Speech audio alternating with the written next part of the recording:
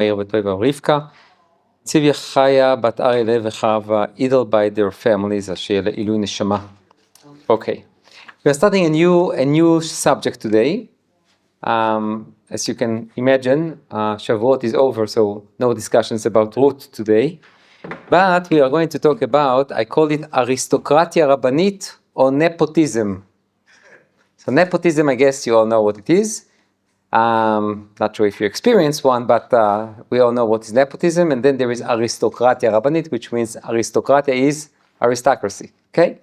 So basically trying to deal with the issue of is religious positions should be like a Yerusha, like an inheritance to the children or not? If yes, why, when, how, and if not, why?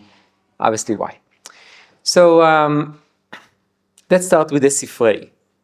The Sifrei, which is a Midrash Tanaim, so composed around 2nd century, probably around that time in Eretz Israel.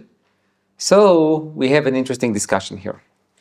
Rabbi Natan says, היה משה מתעצב בליבו, Moshe was very sad, שלא עמד אחד מבניו. Moshe was very sad that none of his children took over. Now, as you understand, that's not in the narrative.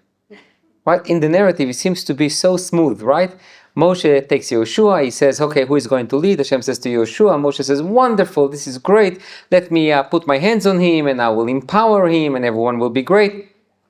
We have no indication that Moshe was concerned that his children didn't take over, but Rabbi Natan says he was very much concerned. He was mit'atzev. He was sad. אמר לו הקדוש ברוך הוא, במה אתה מתעצב בלבך שלא עמד אחד מבניך?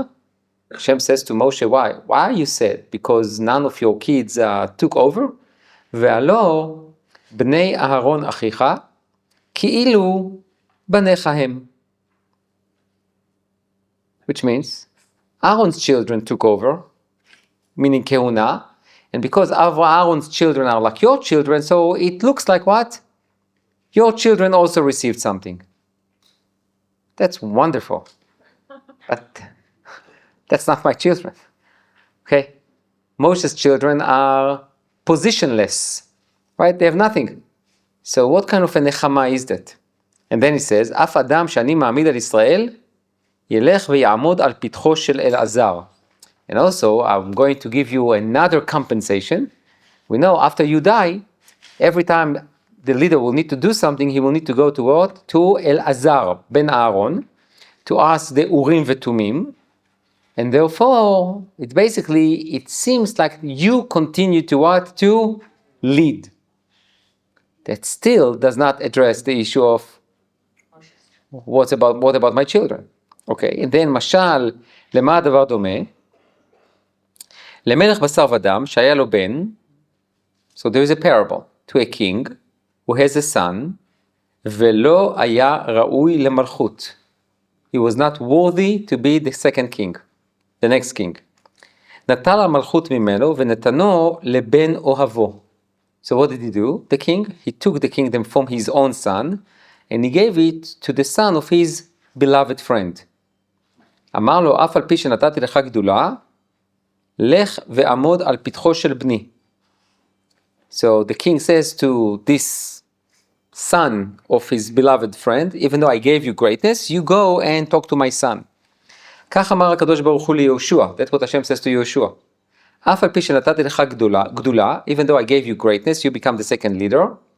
לך ועמוד על פתחו של אלעזר, go ahead and stand on the entrance to Elazar's tent, שנאמר, ולפני אלעזר הכהן יעמוד. Okay, first and foremost, the question that we need to ask is, why did Moshe think that his children will be chosen? Based on what? Now, it's interesting that the Torah does not indicate anything about it. It's the Sifrei. And as I said to you before, it's a Midrash Tanaim, which was composed around the 2nd century, so we might find something historically, right? Something historical there that caused the Midrash to ask the question. A. B. You can say, I don't need history. It makes sense.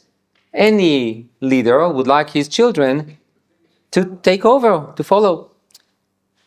And third, this midrash basically says that Moshe's children were not worthy. Why? Why is that? Why they were not worthy?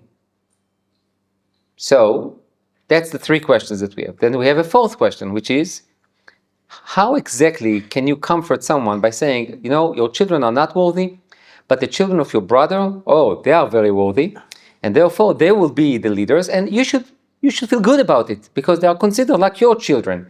And even though Yehoshua, who is not from your tribe and is not from your family, he is going to be the leader, at the end, who is the real leader? Elazar HaKohen, the son of Aharon, your nephew. So now everything is wonderful.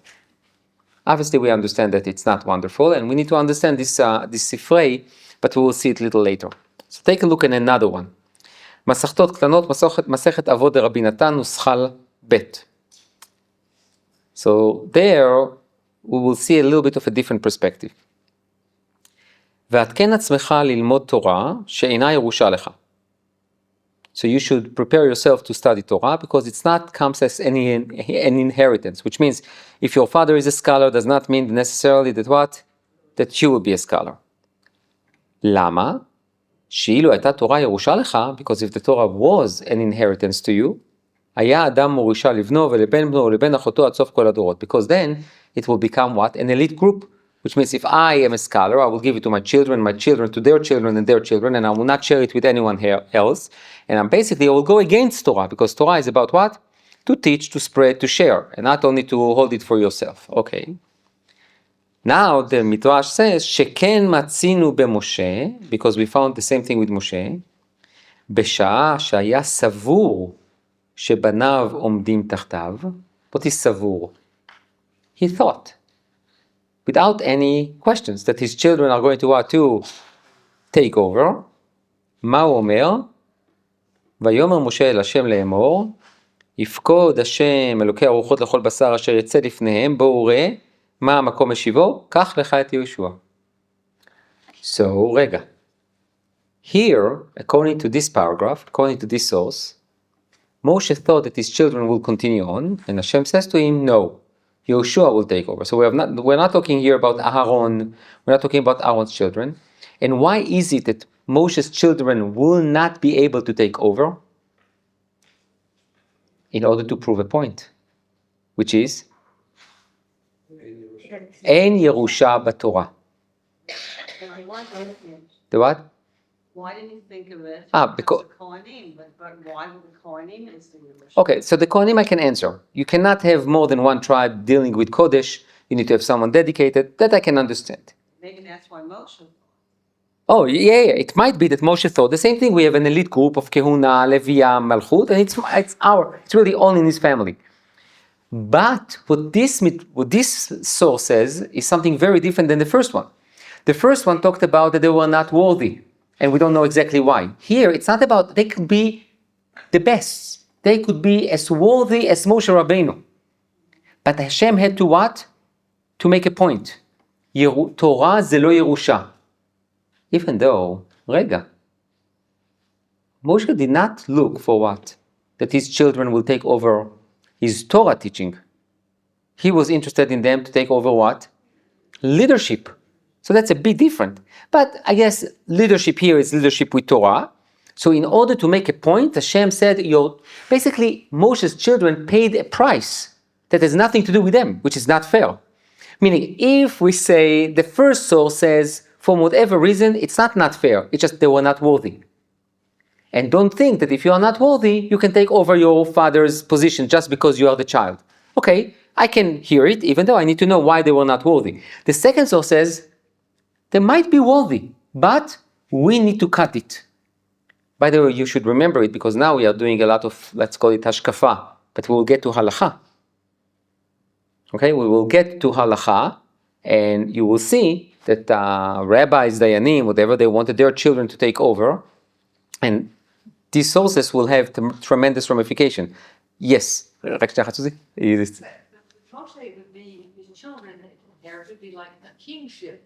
Moshe was like a king. Also.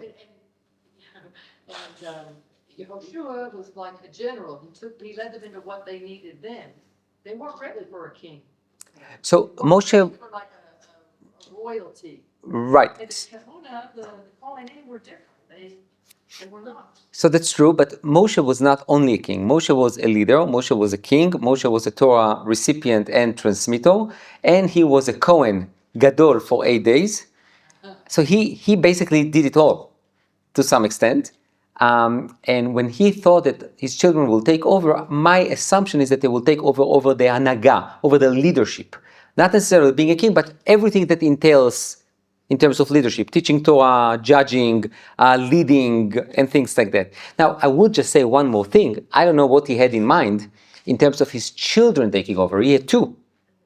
So we all know that from 1 to 2, זה לא עובד.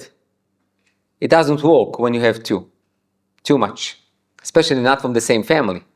Okay? So with Moshe and Aaron, it did work. And that's the only set of brothers that were able to cooperate. Okay? Yes, Susie.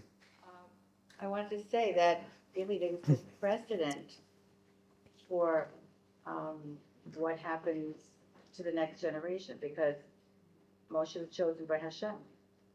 So this was a complicated thing to figure out what they really were supposed to do. Okay, so you are asking, why did Moshe think that his children should take over when he was chosen by God? Wait for God to choose the right one. Like, why?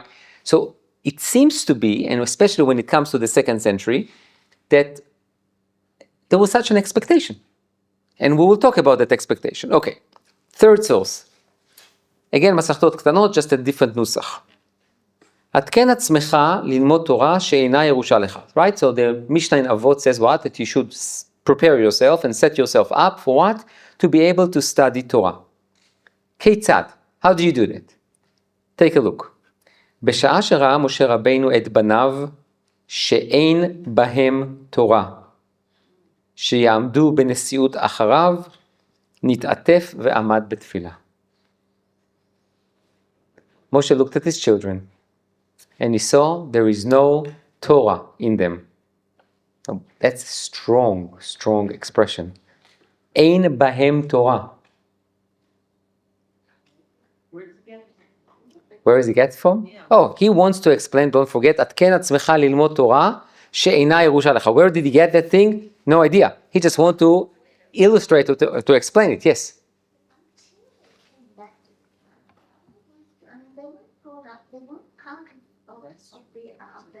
They were living outside. Yeah. Okay, very good. Can you repeat, please? The question was, not the question, it's a statement, which is a very true statement. What do you want from them? They came after. Moshe had them and then left them with his wife, Tzipporah. Then when Yitro came along, they came with him. And we know that Moshe separated himself from Tzipporah, and my assumption is that he also separated himself somewhat from his children, which is the issue of someone who is so public and is dysfunctional family. So the thing is, which is very interesting, is that according to some opinions, Yitro came after Matan Torah. So if he did, his children were not even then there when Hashem gave Moshe the Torah to give the Jewish people. There are opinions that says that they came before.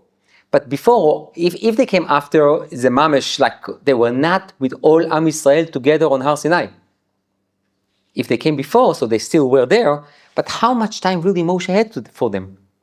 And maybe they thought that, because my father is Moshe Rabbeinu, so I will be, second in command.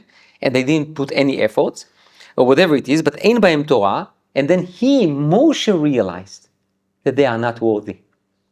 And that was the impetus for what? For Moshe to daven to Hashem.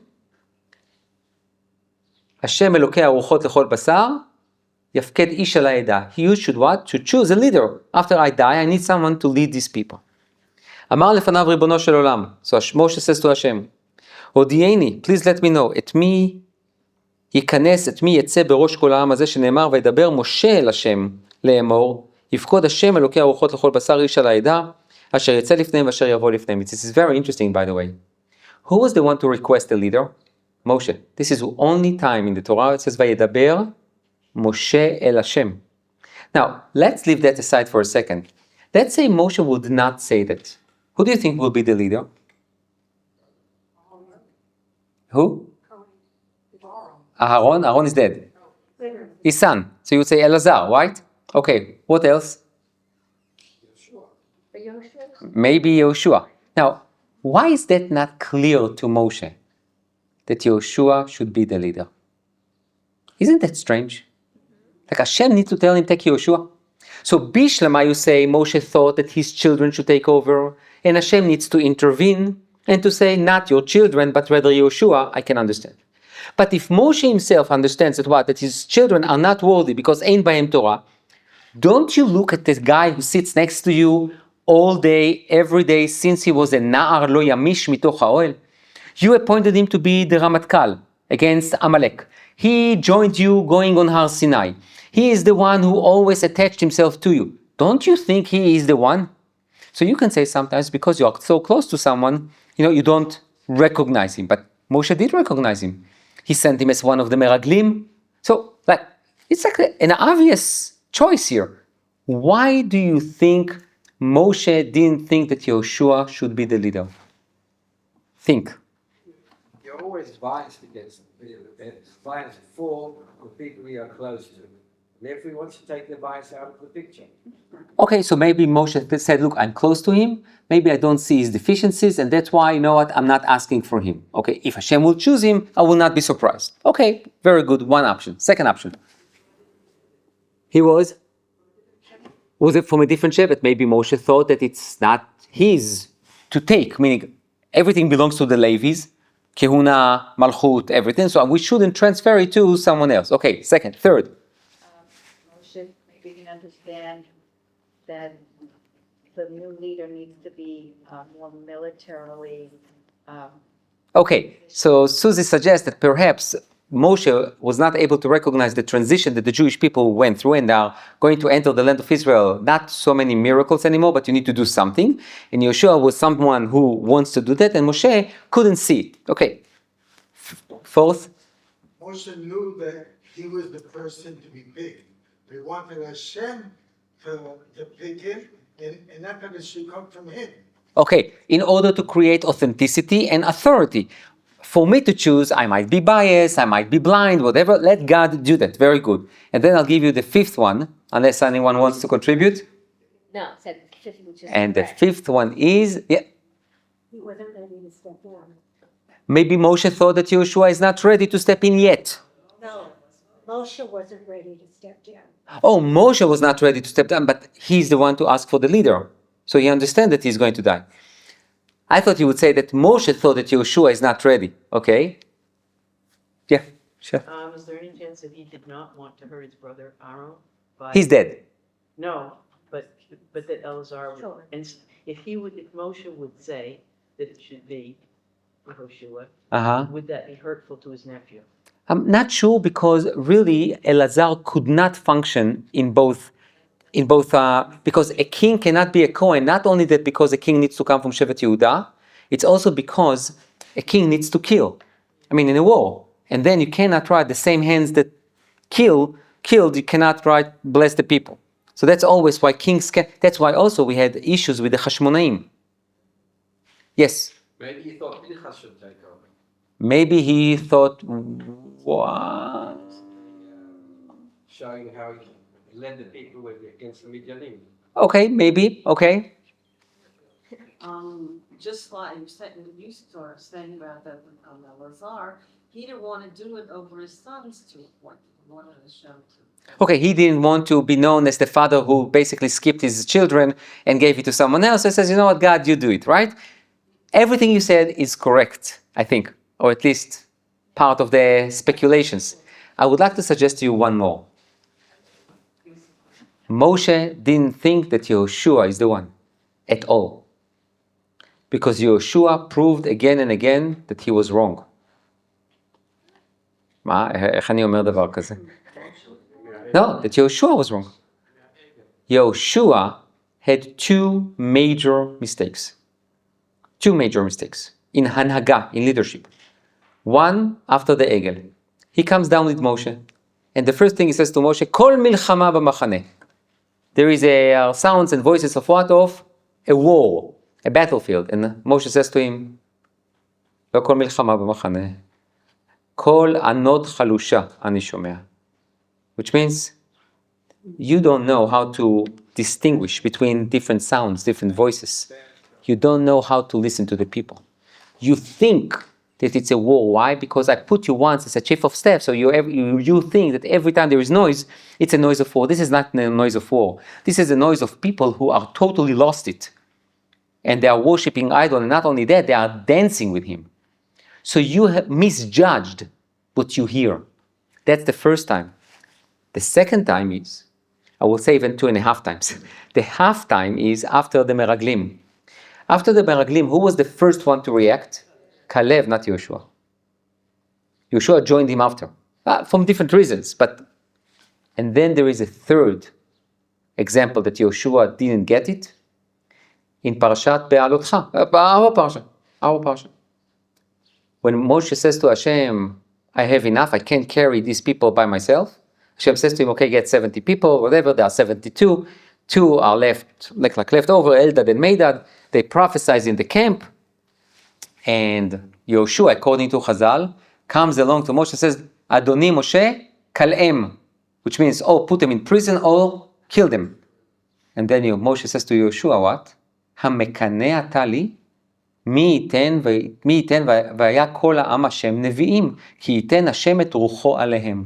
Which means, what are you, jealous? Like, in my opinion, I would wish everyone to be a prophet here. I don't mind. בבקשה, exactly the opposite. What a leader wants that his students will be better than him. That's what the teacher wants. Yes? If I remember correctly, that towards the end, Yehoshua doesn't actually appoint a successor to him either. נכון, sure. And that's also maybe indicative of something in his personality. It might be, and that goes to Yosef, but not now. The thing is that maybe Moshe looked at Yoshua and says, yeah, I thought he's a leader. He's a great second in command. He's a great assistant, but not every assistant can become the senior leader. There is a reason why people are assistants or second in command. Some of it is because they don't want to take the huge responsibility, or sometimes that's just because they can't do it. There is a huge transformation. There is a mistake that almost in every school they like to do. When you have an incredible teacher, what do they make him? An administrator. And why? Because that can give him more money. The problem is, a good teacher does not mean he's going to be a good administrator. You take him away from what he's good at and you put him in a place that he's going to fail. Okay, so this is my consultancy now to Jewish day schools. Okay, the what? Murphy's Law. Yeah, but this is that, but whatever, I understand where it's coming from, but I think it's a mistake that was repeated again and again and again. The idea is that Moshe looks at Yoshua and says, yeah, he's a great guy, but he doesn't listen to the people, does not understand how to analyze the situation. He's not the right one. Hashem says to him, and look at the specification. Moshe gives specification to God. אשר יצא לפניהם, ואשר יבוא לפניהם, ואשר יוליכם, ואשר יביהם, ואשר יוציאם, ואשר יביהם. Which means he needs to what? To lead. If he's not going to lead, they're going to lose. Give me an example that exactly what happened.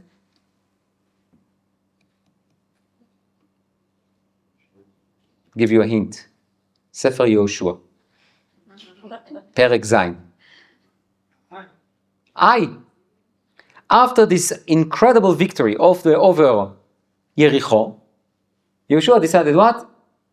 It's just like a few people. I'm not going to send the entire nation. I don't even need to go either. Just send some of the soldiers. And what's happened?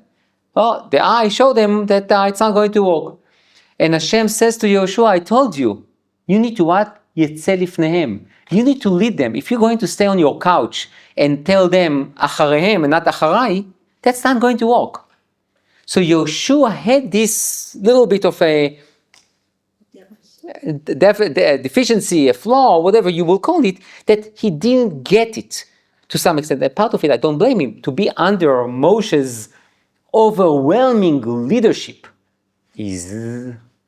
sometimes you doubt yourself. Who am I to make decisions? I will refer it always to Moshe Rabbeinu. So the idea is, and this is a very interesting source. Now you see 3 sources, 3 different reasons. The first one basically says what? He said they are not worthy. The second one is they are worthy, but I need to show a point, prove a point. The third one is Moshe realized they are not worthy. And he went to Hashem, and Hashem told him, okay, you know what, take Yehoshua. Okay. Yalkut Shimoni, little later, says the following. לפי שהיה משה סבור שבניו יורשים מקומו ונוטלים שררתו. התחיל מבקש מאת הקדוש ברוך הוא יפקוד השם. So here, this midrash says, Moshe was sure that his children are taking over, so he just told Hashem, we need to find a leader, and I have great suggestions. My children. אמר לו הקדוש ברוך הוא למשה, so Hashem says to Moshe, לא כמו שאתה סבור. It's not like what you think. אין בניך יורשים את מקומך. Your children are not going to take over. אתה יודע שהרבה שרתך יהושע, והרבה חלק לך כבוד, הוא היה משכים ומעריב בבית הוועד שלך לסדר הספסלים, ופורס את המחצלאות, הוא ייטול שררות, לקיים מה שנאמר, נוצר תאנה יאכל פריה, קח לך את יהושע. This is amazing. 4th source. It says like that, Moshe thought his children are taking over. Hashem says to him, no, they are not. Why? Not because they are not worthy, not because they don't know Torah, not because there is someone better than them. It's because of something else. It's called ma'amatzim, efforts. Yehoshua served you, respected you, came to the Beit Midrash early in the morning, left at night, prepared the chairs, made sure that everything is clean. He is going to take over. Why? Not necessarily because he was smarter than Moshe's children, not because he was more talented, not because they were not worthy and he was. It's only because of what? Efforts. Now, it's obviously come to teach you that by the way, it's called, the pasuk is notzer te'ena, yochal peria. What is notzer te'ena? What is notzer? Lintzor, is to safeguard. Okay, so notzer te'ena, if you safeguard a fig, at the end of the day, you need to wait for that fig to what? To ripen and then to eat it. You can't eat it while it's boser. You can, but it's not going to be good. So, notzer te'ena yochal peria. Yehoshua invested so much, he needs to get rewarded for what? For what he put in. So obviously, the educational lesson from this midrash is what? It's not so much about how worthy you are, but it's about what the efforts you put. And the effort shows your dedication, your commitment, your everything. But now I would like to ask you a question. Let's say Moshe's children were more capable and more talented. So it's great that Yehoshua is a wonderful, hard-working guy. But isn't that better for Am Yisrael to have someone who is more talented?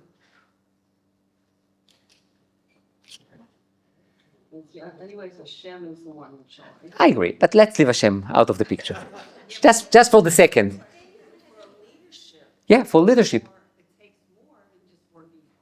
Right, that's exactly my question. Like, I understand the opposite. Steadfastness is more important.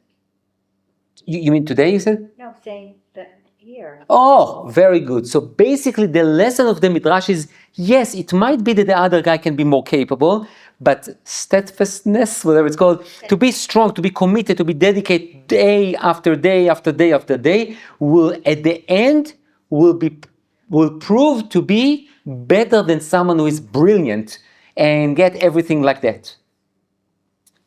It's interesting. Maybe. Zero. Because in my opinion, I think it depends. It depends. And but here the lesson is very clear, obviously. And that's okay. As you can see, there's different sources with different ideas. But here in Yalkut Shimoni, which is a more of a late midrash, basically talks about, it's not about the valedictorian will not go to the one who got the best grades, but rather the one who invested more time and commitment into the learning. How do you think that will go in a university or a high school? You get another prize of the most dedicated student, but you are not a valedictorian, right? So it is interesting, Be'emet, it is interesting how to... Now, if it comes to Torah, not leadership, Torah, it's true. The one who is more committed, at the end, will be even smarter than the other guy who is brilliant and finish everything in 2 minutes and understand it, but does not have the commitment. But in leadership, I'm not sure. I don't know. But that's the opinion. I'm sure that in the research of leadership, I'm sure you can find something like that. But I will dare to say that I will be surprised if most business schools will teach their students to be that hard-working employee should be promoted over someone who does the same job in half of the time. And so I don't know, but that's the idea. Yes, Marcy. Do we know what his sons were actually like? What is sounds for? What his sons were actually like? No, nothing. We know something about his grandson, which is not that flattering, but we do not know anything about his children. And by the way, I will tell you, it is so sad. We know about Miriam's son, Hur. He went with Moshe and then he was killed. We know a lot about Aaron's children.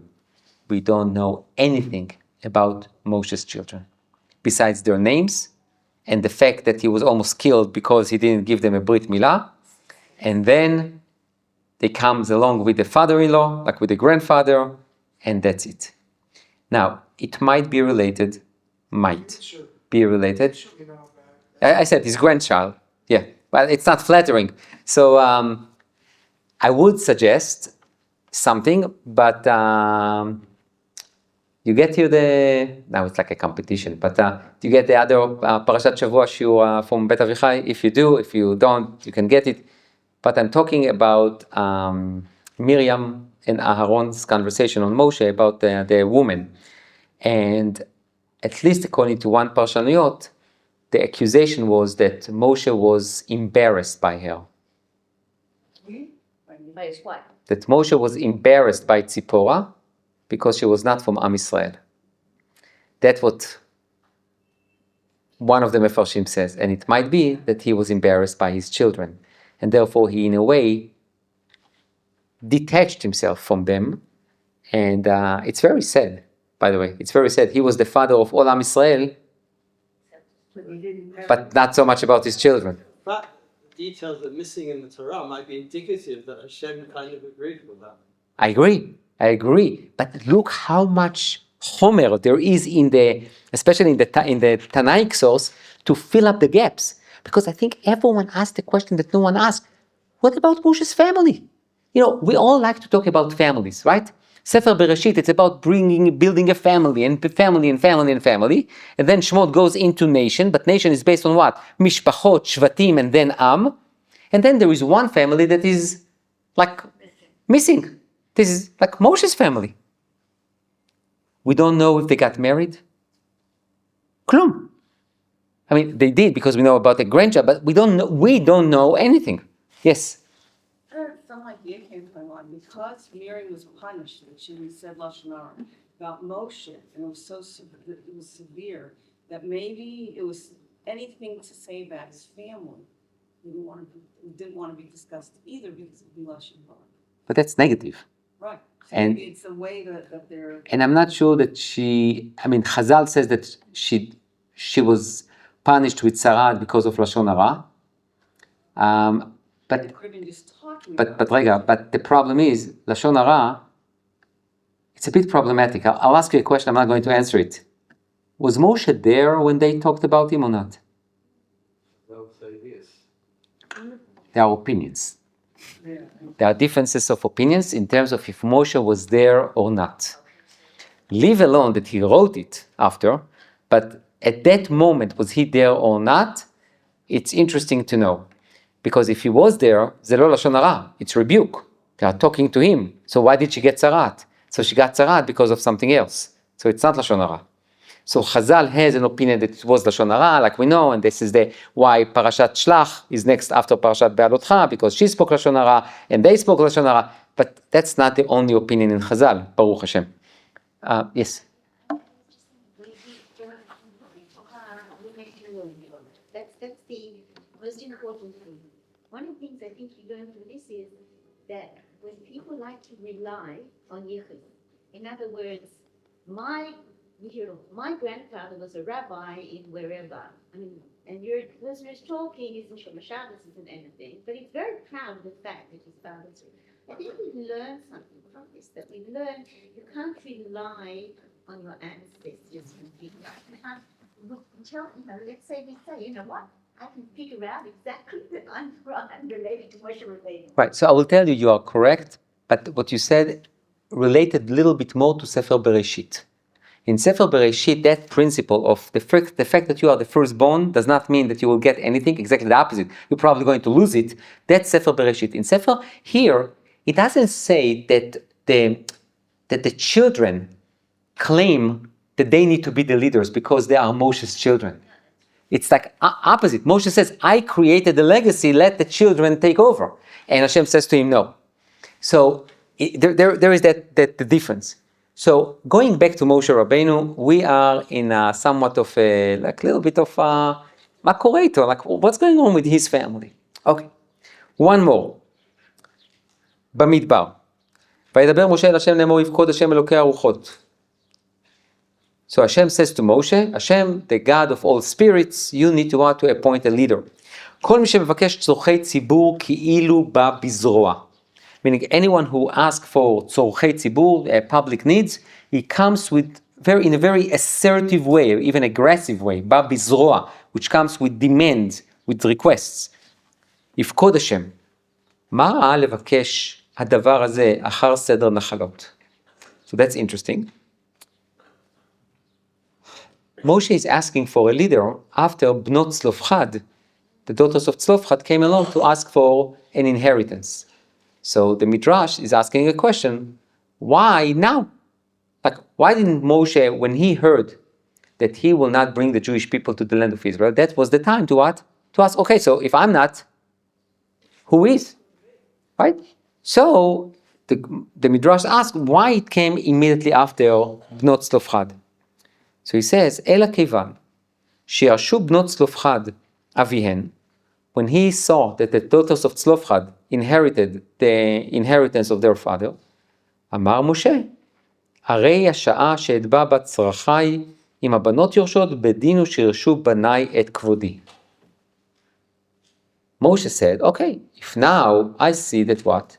That the daughters of Tzlofchad received the inheritance from their father, so my children should inherit what I have, which means what?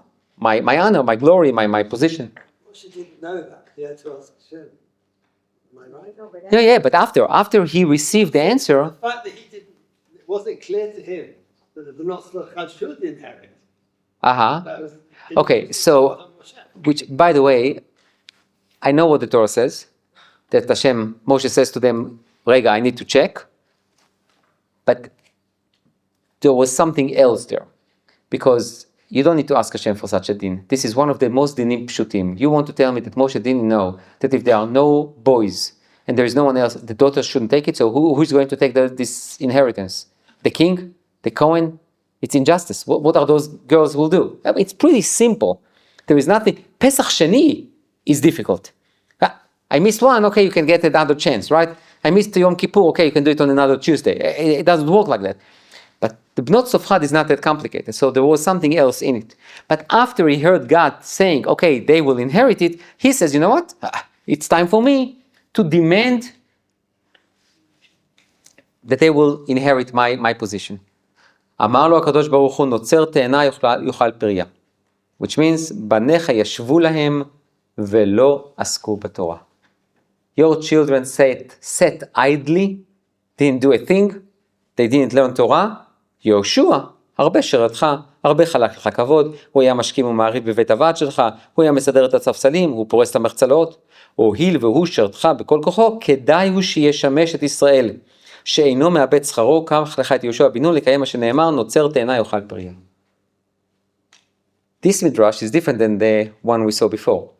The one we saw before was that Moshe realized that his children have no Torah. Here, he does not realize it. Hashem says to him, your children, banecha yashvu lahem velo asku b'Torah. What does that mean? Does it say that they didn't learn? They didn't take initiative. Lo asku. That's the bracha that we say, la asok b'divrei Torah. What does it mean? To be engaged, to be immersed. That's what they do. They took it lightly. Today I'll sit, tomorrow I might not. I'll learn Torah, but I'm not going to be engaged with Torah. I'm not going to deal like a business with Torah. But Yeshua didn't do that, and therefore, he deserved it and not them. Tough. How much effort did Moshe give to his children? I don't know, but yes. Examples that are given here for what is Oseh for Torah are not Oseh for Torah. They're Misader, Katzat Salim, doesn't fit. יפה. You would think that the example will be, but Yoshua studied 15 hours a day, and then after he took a little nap, he had another 3 hours of learning. Okay. La'asok b'Torah means that you find Torah in every shape, way, and form, and you create environments of Torah as well. That's the point of the Midrash, meaning it's not only to study, it's to prepare the entire environment. And to do everything. Nothing is beneath you when it comes to what? To allow people to study Torah. That's the idea of the Midrash. Yeah. So and this is what I wanted to say. Gdola shimusha yoter milimuda. Which means sometimes when you are hanging out with a rabbi and you see how he makes a psak, it's much more important than what? Than learn it in the Shulchan Aruch. And why? Because the rabbi takes the information he has, the yeda, the knowledge he has, but he also adds to it what? The question that he knows how to ask, how he approached the problem, how he approached the person. You learn a lot from it. So who else was a dedicated student to his Rabbi/master? Elisha, נכון מאוד, יפה מאוד. Elisha and Eliyahu. Asher yatzak mayim al yedei Eliyahu. When Eliyahu disappeared, and Elisha was the only one, he was recognized by what? Asher yatzak mayim al yedei Eliyahu. He was the one to what? To pour water on Eliyahu's hands. That's how he was known. Not that he split the river and he brought the dead and he did everything. No, he poured water on Eliyahu's hands, which means he was the extension of it. Okay, so now, if I will stop here for a sec, I'm not, we have a few more minutes, even though I know not to pass 1:10 because of Mincha. If I would stop here and ask you, okay, so halachically, even though we don't know anything about halacha yet, but just based on the sources, what do you think about rabbis, judges, dayanim, whatever it is? Any position, but mostly more of a religious position. Should it be passed on to the children or not? Okay, so according to some sources, the problem was they were not worthy. But if they were worthy, they should. Very good. That's one venue. Second venue, I don't care if they are worthy or not. I need to cut the chain. I need to show that Torah is not Yerusha. Right? Everyone needs to work hard for it. It does not come as an inheritance. So I don't care. You can be the most capable guy ever, but it's the wrong message. And therefore, sorry, try somewhere else. Third option. There were. And B'chaz. Yeah. Everybody can't. Oh. It's a what? Oh no, I'm not talking only about Eretz Israel. I'm not talking about, Prime Minister give it to his son. I'm not talking about in general, just in general. What is missing here in this question? don't forget, this is going to be our sources for the halacha as well. We will see some gemarot. But don't forget that at the end of the day, here in this case, there was God's intervention, which is very different. That's A. B. Most of the positions that we have today are basically given after a vote. No one gets something for life like it used to be. I mean, maybe there are some, but mostly not. And the question is, when a rabbi is being hired, when a judge is being hired, when a chief rabbi is being, whatever it is, do we understand that it's a term limit? His son can run, but he's just one off. So those are the questions that we're going to deal with B'ezrat Hashem later on. We'll need to see some gemarot. But from the sources, we see that it seems to be that there is a split. According to some, there's nothing wrong with the children to take over, because I know we are very modern and very, with modern values. It's not fair and it's like dictatorship. But don't forget that if you think about the people, they already know the father. The children know the job, quote unquote. They know the people. And they are trained. They saw how their father did or didn't do whatever it is. In a way, they are very equipped. Now, what is on the other side? Maybe they are too used to it. There is entitlement. And then at the end of the day, they will be corrupt because it's too much power for too long. So all those questions that we think that only exist today existed back then too. So that's for today. B'ezrat Hashem will continue next week. Please, somehow, don't let go.